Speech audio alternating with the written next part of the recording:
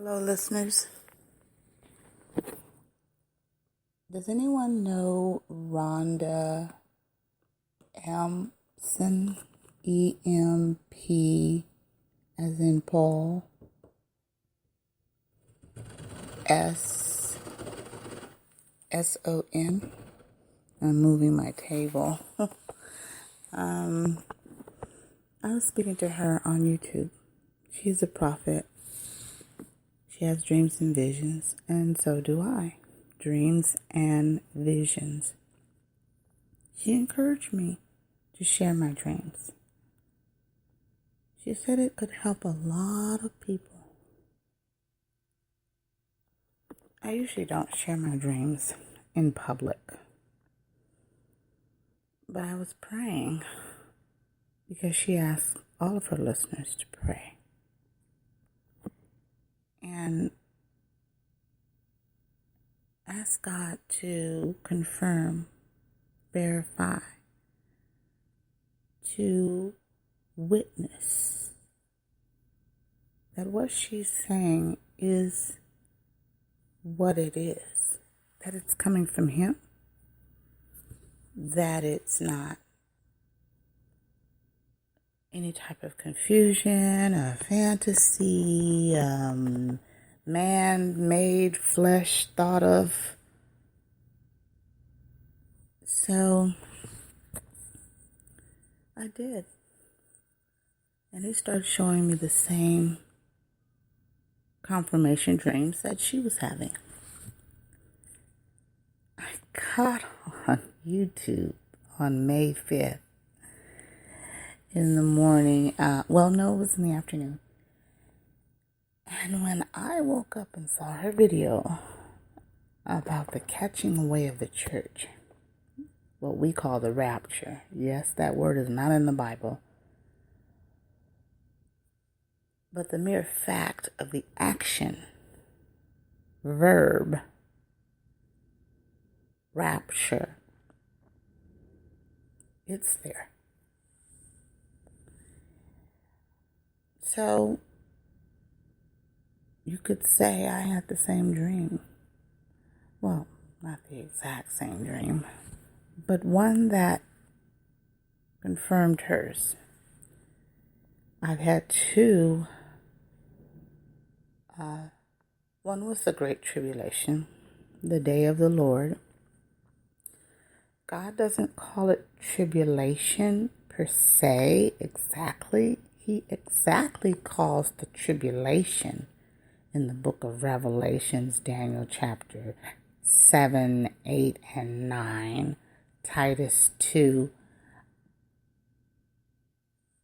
Mark 24, Luke chapter 21. He specifically told me, you're in the great tribulation.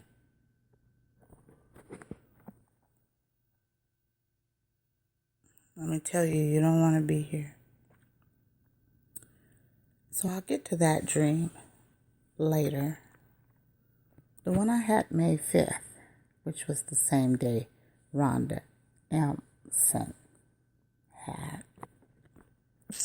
She's on YouTube, so you can check her visions and dreams that the Lord is giving her. She has the ear of the Lord, because I began to pray and the Lord spoke, and He comes like a thief in the night. He will have His gifts with Him. So here's the dream. I was sleeping. It was a literal dream. I was asleep. Okay? Snoring. Yeah. I was sleeping. There are some instances where you see and you're wide awake. Those are called seers, visions, open visions, and things like that. Some kind of new terms that I'm trying to understand. However, what I saw was a car, a vehicle, And in the vehicle, there was no one in the front seat. It was a nice vehicle. In the back seat, there was this guy. I didn't get to see his face. I only saw something white, like a white cloth, white. That's all I saw. As if there was a sheet covering the back seat. You could see the seat, but only a portion of the driver's side of the bench seat. So I saw that.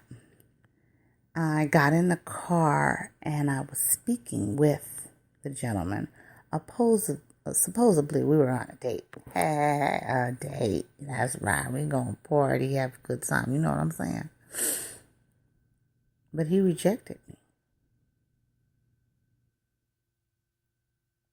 He did not want me to go on this date. So I got out the car and I felt this pain of rejection right in the pit of my stomach. I didn't like that feeling. I didn't like it at all. It brought back some memories. So I just went in the house, cut across the grass and went up the steps and went in the house. So there was another girl, and she was going on a date with him. So he calls her up and he goes on a date with her. And I told him before I left the car, if you want to go on a date with her, you go on a date with her. I'm out. I don't have nothing to do with it. I don't want nothing to do with it. No. And I felt rejected. I felt kind of left out. And most young girls do. You know, they like somebody. They want to go out on a date with that person. You know, the timing is right. Sounds good. Feels good. You know. It didn't happen like that for me. So he went with her instead. So I don't know what else happened outside. I was back in the house. So I put on my robe and my bedclothes like we women do. And I go in the kitchen and I start turning on the faucet so that I can, clean up the kitchen. All this black, thick, muddy looking water, dark brown water came out the faucet, spewing all on the faucet and the sink and the wall. I got the towel, was trying to wipe it off the wall. It was nasty. Then I opened the dishwasher and all this soap started building up in the dishwasher. Just water everywhere, water running all on the floor. It was a mess. I said, oh my goodness. I just left the kitchen. I'm out. Okay. So I left the kitchen, and then there was the girl that was going on a date with the guy that rejected me. I'm like, I said, what are you doing here? I thought you went on the date. She was about 6'4", 6'5", dark chocolate brown, real dark, beautiful, taller than me. I'm only like 5'4", 3/4, 5'4", 3/4. So she was dressed in this long, beautiful cotton plain dress. And one shoulder, which would be the right shoulder, the cotton dress was tied to the shoulder. And the other shoulder didn't have a tie. And her right arm was out. It's kind of cute. Looked like one of those dresses we used to call the back outs. And you used to tie it at the neck. It was nice. And then as you see all the way down to her legs, the right side was flowing and cut all the way up to the bottom of the ankle. And you have a little hem there, and you could see her beautiful legs. And she took her shoes off. And she says he would not go on the date with me because of this shoe. And she showed me these blue shoes. Well, she only showed me one pair. She's holding this blue shoe with her right hand. And the blue shoe, it was clumpy. It looked like an old shoe that you bought in the store and you want to take back. It wasn't so much old as it was big and glumpy. Who gonna put those shoes on? Those look like shoes that you would wear in the snow. Okay? Nobody's gonna wear those shoes. Sorry about that. I dropped my water bottle. So, the shoe had a very unique look. I've never seen shoes like that. Excuse me. It sort of looked like a balloon with seams. But it was a beautiful blue sky color. They were. And they go all the way to the ankles. So she says he won't go out with me if I wear these shoes. He wants me to wear these shoes. So she holds up with the other hand the other shoes. The other shoes were beautiful. The first thing I saw was the bottom of those shoes. They were heels.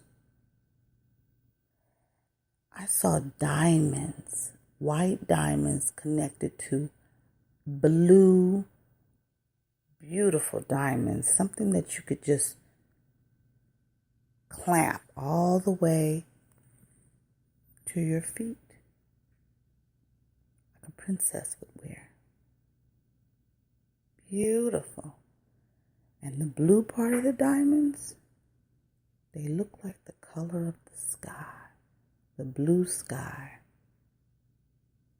Lovely. And it was draped about the shoe, and it was made a part of the shoe. And the shoe was a black heel. But I don't think the other shoe was the one she was trying to tell me she was supposed to wear. That's what she said. He won't go out with me if I wear these shoes. But if I wear this shoe, he'll go. And, I can go out with him. That's what this tall, beautiful lady said. And I thought about the guy outside my date. And I was confused. I'm like, you don't want to go out with this beautiful lady over some shoes? And don't that sound confusing? Keep listening.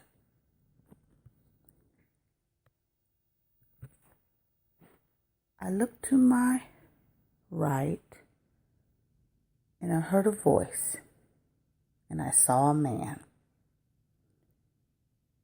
And he said, "And now your date." And I turned and I looked, I'm like, who is that? What kind of a voice is that? It touched me in my spirit, my soul. I recognized the voice, but at first I didn't recognize the face. He walked up 2 flights of stairs right into my kitchen.